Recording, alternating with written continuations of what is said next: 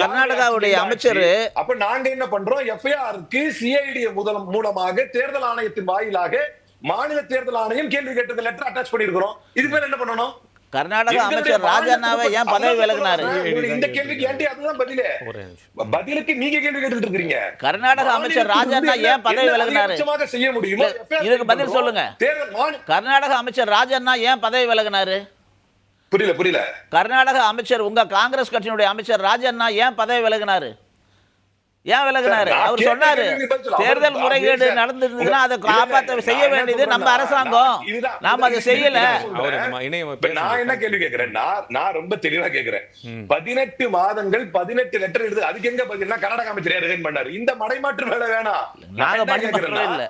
வழக்கமா ராகுல் காந்தி பேசுறத யாருமே பெருசாக சீரியஸாக எடுத்துக்கிறது இல்லை.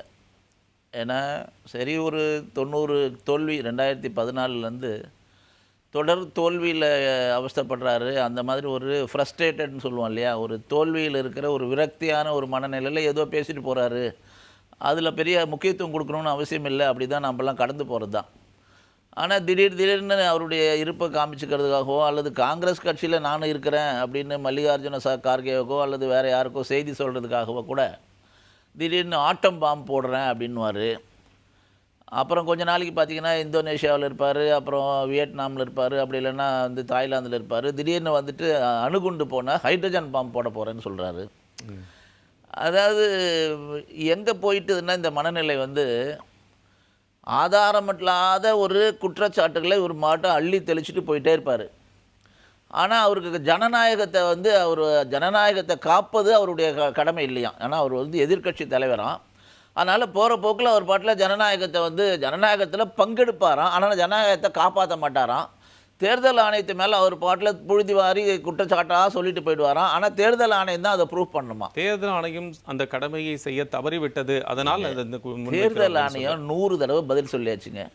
முற்றாக பொய்யான அடிப்படை ஆதாரமிட்டாமல் ஏதோ ஒரு பத்திரிகை செய்திக்காக பரபரப்புக்காக இருப்பை காட்டிக்கொள்வதற்காக இதெல்லாம் சொல்கிறது ஏற்றுக்கவே முடியாது. இதில் ஒன்றுமே அடிப்படை துளி ஆதாரம் இல்லாத விஷயத்த பேசுகிறாருன்னு. 6000 பேர் துளி ஆதாரம் இல்லை, எதுவுமே இல்லைங்க. நேற்றுக்கு ஒரே ஒரு விஷயம், ஹைட்ரஜன் பாம்பு நேற்று போட்டார்ல, அந்த ஹைட்ரஜன் பாம்பில் என்ன சொல்கிறாரு, அந்த ஒரு குறிப்பிட்ட தொகுதி கர்நாடகாவில் அந்த தொகுதியில் என்ன சொல்கிறாரு, 2023 6000 ஓட்டை காணோம், அதாவது டெலீட் பண்ணிட்டாங்கன்னு. யார் டெலீட் பண்ணியிருக்காங்களாம்?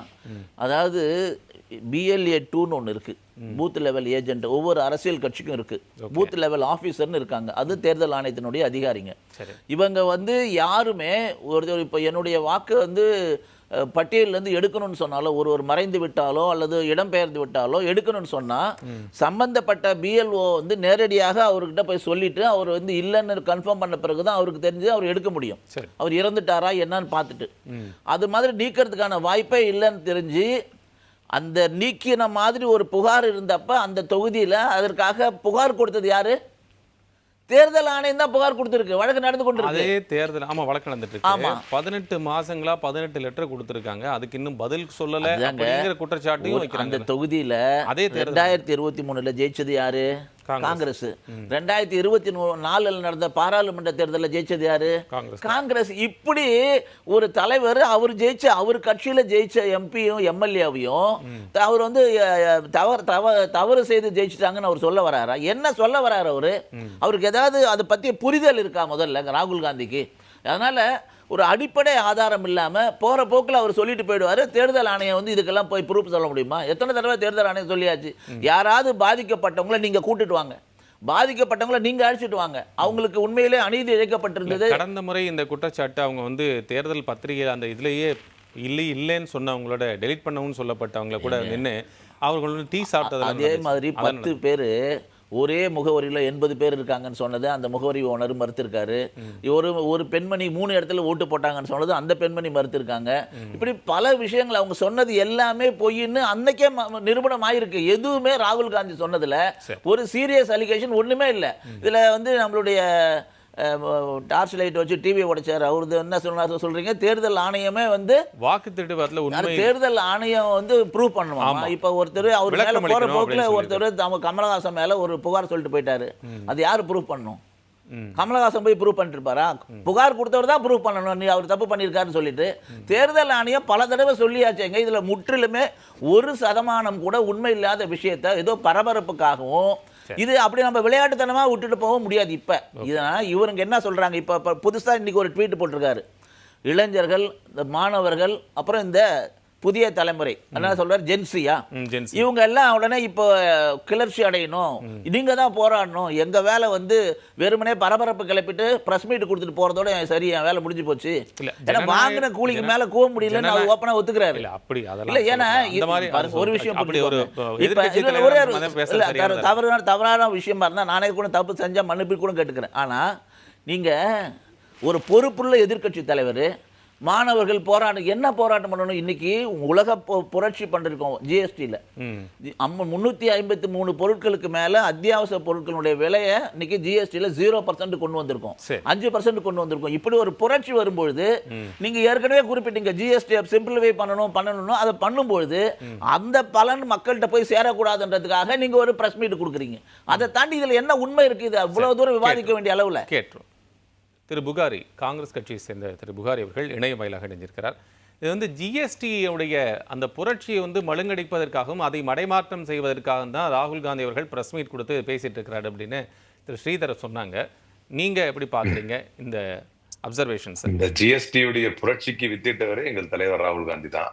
அதை வந்து ஒரு கால் உங்களுடைய சாதனை அப்படின்னு சொல்லிட்டு இருந்தா, இதற்கு முன்னால் அதே ஜிஎஸ்டியை நீங்கள் பெற்றுக் கொண்டிருந்த போது நீங்கள் இந்த மக்களை வேதனைப்படுத்தி கொண்டுதான் இருந்தீர்கள் என்பதை ஏற்றுக்கொள்வீர்களா? இதெல்லாம் உப்பு சப்பில்லாத வாதம் சார். அதாவது ஒட்டுமொத்தமான பாஜக கூடாரமே இன்றைக்கு பதற்றம் அடைந்து நிற்கிறது. அந்த பதற்றத்தை மறைப்பதற்குத்தான் அனுராக் தாக்கூரை அனுப்பி வைக்கிறார். அனுராக் தாக்கூர் ஒன்னும் அங்கிங்க ஓடுறவர் கிடையாது.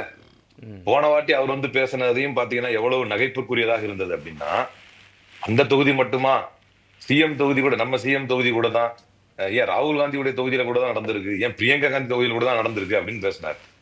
அப்படி நீங்க பேசுறதா இருந்தா கூட அது எங்கள் வாதத்திற்குத்தானே வலு சேர்க்கும்.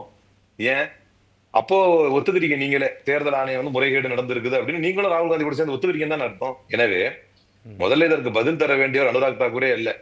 எவ்வளவு தூரம் இவர்கள் பதற்றம் அடைந்திருக்கிறார்கள் என்றால், முதன்மையாக தெள்ள தெளிவாக பதில் சொல்ல வேண்டிய தேர்தல் ஆணையம் இதற்கு தெளிவான பதிலுரையை தருவதில்லை. ஒரு பக்கம் இருக்கட்டும், கமலஹாசன் சொன்னாரு அது எப்படி சரியாகும், அவர் மேல ஒரு குற்றச்சாட்டு நான் பாட்டுக்கு போற போக்குல வச்சுட்டு போயிட்டு அவர் பதில் சொல்வாரா? குற்றச்சாட்டு வைக்கப்படக்கூடிய விதம் அப்படின்னு ஒண்ணு இருக்கு. இப்ப ராகுல் காந்தி வரைக்கும் எந்த குற்றச்சாட்டையும் முறையா வைக்கலங்கிறார். நான் ஒண்ணு சொல்றேன். இப்ப யாரை கூப்பிட்டு வந்தாருங்கிறார், யாருடைய பெயரை நீக்க முயற்சி செய்தார்களோ அவரையும் அழைத்து வந்தார். இன்னைக்கு யாருடைய, அதாவது அடையாளத்தை கொண்டு, ஐடென்டிட்டி தான், ஆனா மொபைல் நம்பர் அவரது கிடையாது. நீங்க ஏங்க என்னுடைய வாக்க நீக்க முயற்சி எடுத்தீங்க அப்படின்னு இந்த பெண் தான் அவரை போய் கேட்டாரு அப்படிங்கிறதுக்கும் ஆதாரத்தை கொண்டு வந்தாரு.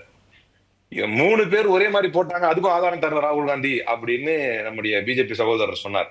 அப்ப நான் அவருக்கு என்ன சொல்றேன்னா, அந்த ஒரு ஆள் 3 பேர்ல போட்டாங்கன்றது இல்ல, ஒரு ஆளுடைய அடையாளத்தை பயன்படுத்தி பல பேர் செய்திருக்கிறார்கள் என்பதற்கான ஆதாரத்தை தான் வெளியிட்டாரு. அது நிரூபணமான ஒன்று. அப்ப சொல்லப்பட்ட அனைத்துமே இன்னைக்கு, அதாவது இப்ப சமீபமா வந்தது கூட, நேற்றைய முன்தினம் வெளியிட்ட ஆதாரத்தில் கூட யாருடைய பெயரை யார் நீக்கினார் அதற்கு ஸ்டேஜிலேயே கொண்டு வந்து ஆதாரத்தை கொடுத்தாரு. அவர் கன்னடத்திலே பேச வச்சாரு. இன்னொரு பெண்ணை வந்து என்னுடைய வாக்கை நீக்க முயற்சி செய்தார்கள், வயதான பெண்மணி என்பதனால அவங்க வீடியோ மூலமா கொண்டு வந்து அவங்க கன்னடத்துல பேசுறதை டிரான்ஸ்லேட் பண்ணி கூட போட்டு காட்டினாங்க. எனவே பண்ண முடியாது, ஆன்லைன்ல அப்படி பண்ணவே முடியாது அப்படிங்கிறதுக்கான ஒரு சாதாரண இருக்கக்கூடியவர்கள் பண்ண முடியாதுங்கிறது வந்து எலெக்ஷன் கமிஷனுடைய அதுல இருக்கக்கூடிய அந்த பிரெஸ்கிரைப்ட் நார்ம்ஸ் மறுப்புரை அவங்க வந்து மறுத்து சொல்லி இருக்கிறாங்க. அதாவது no deletion of any vote.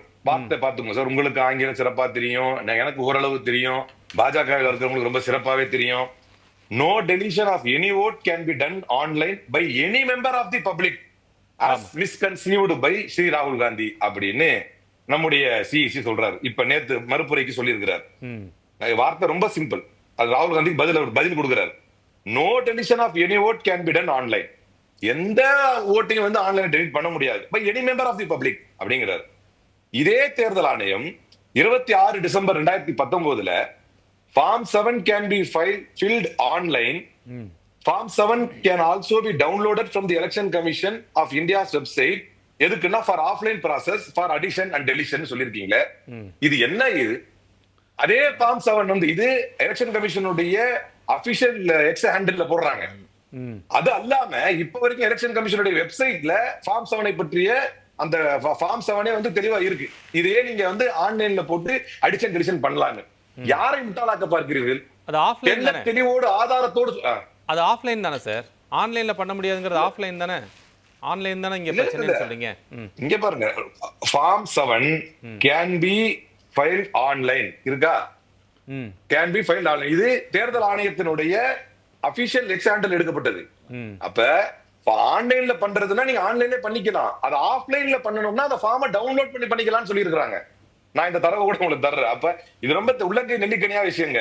அதனால் தான் இன்றைக்கு ஒட்டுமொத்த பாஜக காரர்களும், ஏன்னா வைக்கப்படக்கூடிய குற்றச்சாட்டை எப்படி மறுக்க வேண்டும்? இப்ப நான் இருக்கிறேன் உதாரணத்துக்கு, என் மீது ஒரு குற்றச்சாட்டு வைக்கப்படுதுன்னு வைங்களேன், காங்கிரஸ் இவருக்கு பணம் கொடுக்குறாங்க அதனால பேசுறாரு அப்படின்னு ஒரு அடிப்படையில் அந்த குற்றச்சாட்டை வைக்கிறார். போற போக்குல வச்சுட்டு போனா அது வேற விஷயம். என்னுடைய பேங்க் அக்கவுண்ட் எல்லாம் வெளியிட்டு அதுல தெளிவா நம்பர்ஸ் வச்சு கொடுத்தாங்கன்னா என்னுடைய கடமை என்ன அப்படின்னா அதை தெளிவுபடுத்த வேண்டியது கடமை. அப்ப தேர்தல் ஆணையத்தினுடைய வெப்சைட்ல என்ன இருக்குது, தேர்தல் ஆணையத்தில் பதிவு செய்யப்பட்ட வாக்காளர்கள் எப்படி நீக்கப்பட்டிருக்கிறார்கள் என்கின்ற ஒட்டுமொத்த தரவுகளோடும் தெளிவுகளோடும் ஒரு ஆதாரம் வெளியிடப்படுமே ஆனால் அதை அதாவது ஐயத்திற்கு அப்பாற்பட்டு அதை தெளிவுபடுத்த வேண்டிய கடமை தேர்தல் ஆணையத்துக்கு இருக்குது. அந்த கடமையை தேர்தல் ஆணையம் நிறைவேற்றுதா? அனுராக் தாக்கூர் பதில் யார் எதிர்பார்க்கிறா? நீங்க எதுக்கு முந்திட்டு ஞானேஸ்வர் குமார் சொல்ற பதில நீங்க ஏத்துக்க மாட்டேங்கிறீங்களே. அவரை வந்து ஜனநாயக இதை காப்பாத்தல, ஜனநாயகத்தினுடைய யாரெல்லாம் போறார்களோ அதில் அவர்களுக்கு அவர் துணை நிற்கிறார்.